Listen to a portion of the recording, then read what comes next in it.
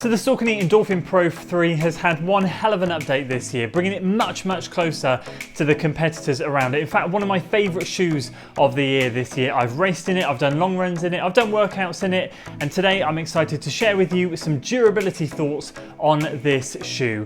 What is up guys, Andy Forrest, Team Runner here, and welcome back to another video. And today we're talking all about the Saucony Endorphin Pro 3 after 100 miles.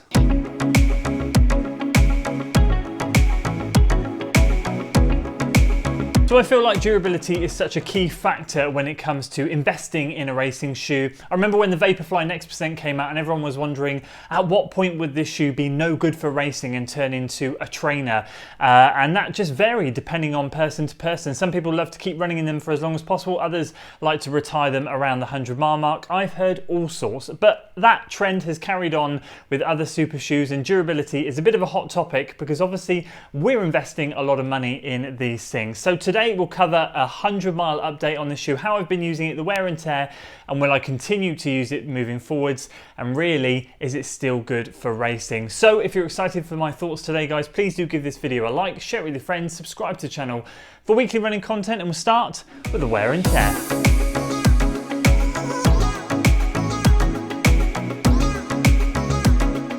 So in terms of the wear and tear on the upper of the shoe, everything is holding up really nicely. The kind of standard line that I like to say when I'm doing 100-mile update videos is basically you don't want to see anything major going on at this stage in a daily trainer. Races have been slightly different. Obviously, they're super lightweight, so there's not as much outsole rubber. The foam might not be as durable just because it's lighter, and so it might compress quicker than some of this more durable midsoles that we see in daily trainers. And the uppers are so lightweight, there's a strong chance that they might snag and stuff. But on the whole, on most occasions of racing shoes, I find at 100-mile mark, they're still relatively decent. And as I said, the upper on this thing is really good. In terms of the midsole, I also think this is holding up really well. I've noticed no deterioration in performance at this stage in the midsole. Not that you can particularly see anything when I show you that way. Sometimes the midsoles used to crinkle. This stuff just doesn't. It's just super soft, super bouncy, and it still feels really good. The only kind of wear and tear I'm seeing is indeed on the outsole.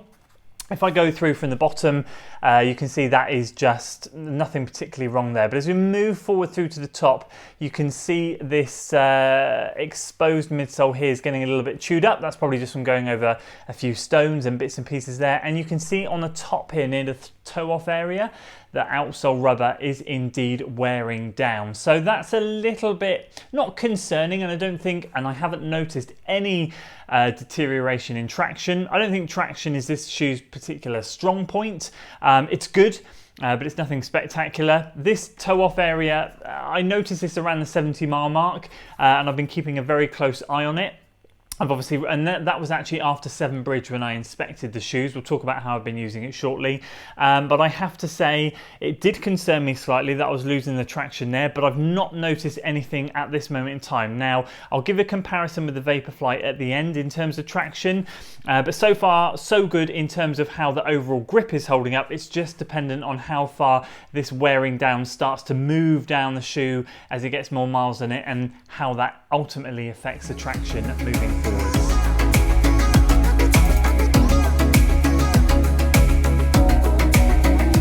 So how have I been using this shoe to get it to 100 miles so quickly? And I'm quite proud of this to say that I've used this across the board as a good spectrum of runs and really not pigeonholed it into one thing. I've used this broadly, and that's really good. The only area I have not used this on is sort of moderate and easy runs, because it's a carbon plated racing shoe. It's not a moderate and easy day shoe. So I've given this a good test from long runs, races or a race, longer marathon pace intervals, slightly faster than marathon pace intervals, and fast intervals, sort of 3-minute repetitions.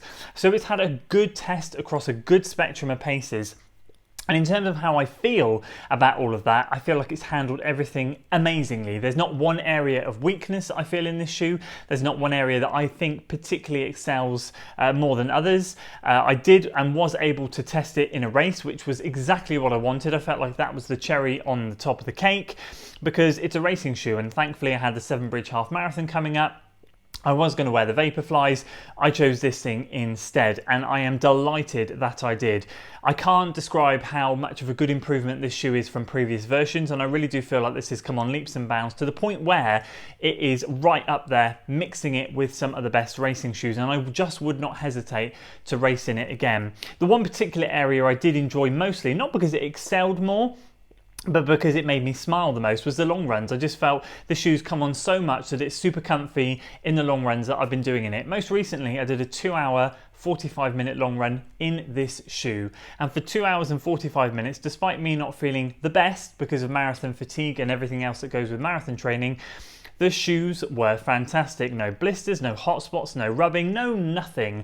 To be in a shoe for that long and to get such a comfortable feeling is a massive, massive bonus. And I think as Kofuzi hit the nail on the head in his first impressions review, this finally is now a marathon racing shoe. And I actually would not hesitate to recommend this shoe for a marathon itself. So in terms of how I've used it, it's had a great use across the board of different paces, different distances, most of it on the longer end of the spectrum, but some faster intervals as well. And it has absolutely excelled.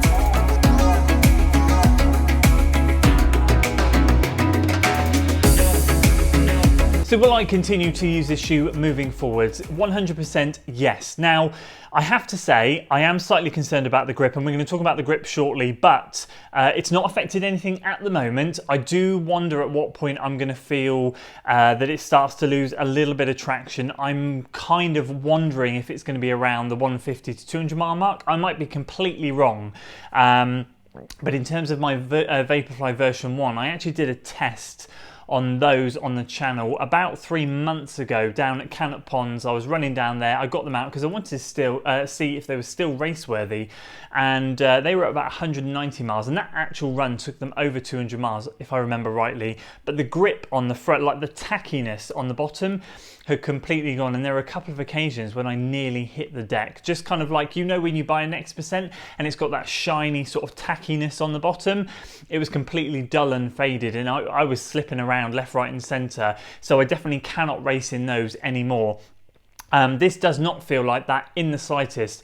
But I do wonder, with this fading here already, how and when that's going to start to translate down here, or sort of gradually grow down here, and at what point is it going to become unusable? Time will tell. I'm going to keep using it, and I will give you guys an update whether that's 150 miles or 200 miles.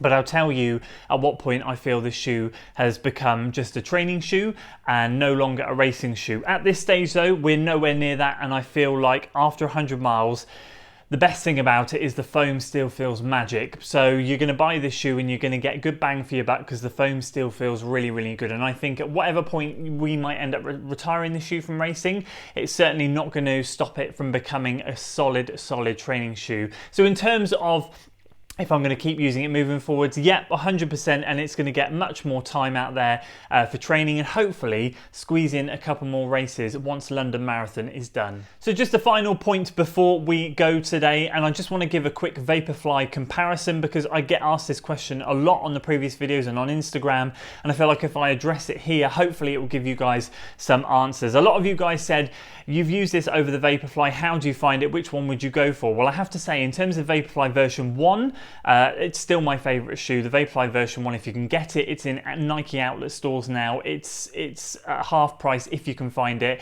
and that would be my #1 go-to. But in terms of the version 2, I expressed my concerns that the foam had changed. It was a bit more plasticky. It lost a bit of bounce. They've kind of done something to that compound in that kind of nullified it a little bit and just kind of made it a little bit flatter than what version 1 was. So in terms of version 2 compared to this, I think actually, if I'm honest with you, I'd probably choose this thing. After racing at Severn Bridge, I just found this bounced me from start to finish all the way along, and I kind of feel with the Vaporfly version 2, it's kind of lost a bit of that bounce, and you kind of, I don't know, it's just not quite as magic as version 1. A few people said, would you race in it again, and would you choose the Vaporfly? And I think my answer in a training series video I did not long ago was, hey, if a 10K popped up next weekend and someone said, here's an entry, go and race it, I'd be like, whoa, okay, amazing, I'm going to choose the Endorphin Pro 3s.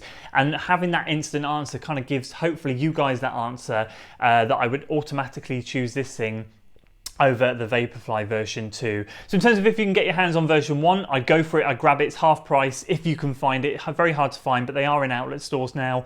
But in terms of a comparison with the version 2, I do actually much prefer this. This is the closest foam I've found to the version 1 Alphafly and Vaporfly. So I hope that answers that question for you. But anyway, that's it. That's the update on the Saucony Endorphin Pro 3 after 100 miles. What a shoe, what an update. Can't ask for any more. Hopefully version 4 will be even better. And if we can get a little bit of better grip going on in the future versions, then Saucony have an absolute weapon on their hands, because this thing is not only amazing now, but it could be even better in the future. So that's it from me. I'd love to hear how many miles you guys have in your Saucony Endorphin Pro 3s. Let me know in the comments below. Also, let me know how you're using them. Is it a racing shoe? Is it a training shoe? And in particular, do you have the next percent as well? How do you find them compared to each other? I'd love to know your thoughts as well. If you're on my wavelength or if we're on completely different wavelengths, it'd be great to hear. And let's get that discussion going in the comments below. That's it from me today though, guys. If you enjoyed today's video, please do give it a like, share it with your friends, subscribe to the channel for weekly running content, and I shall see you on the next one. Until then.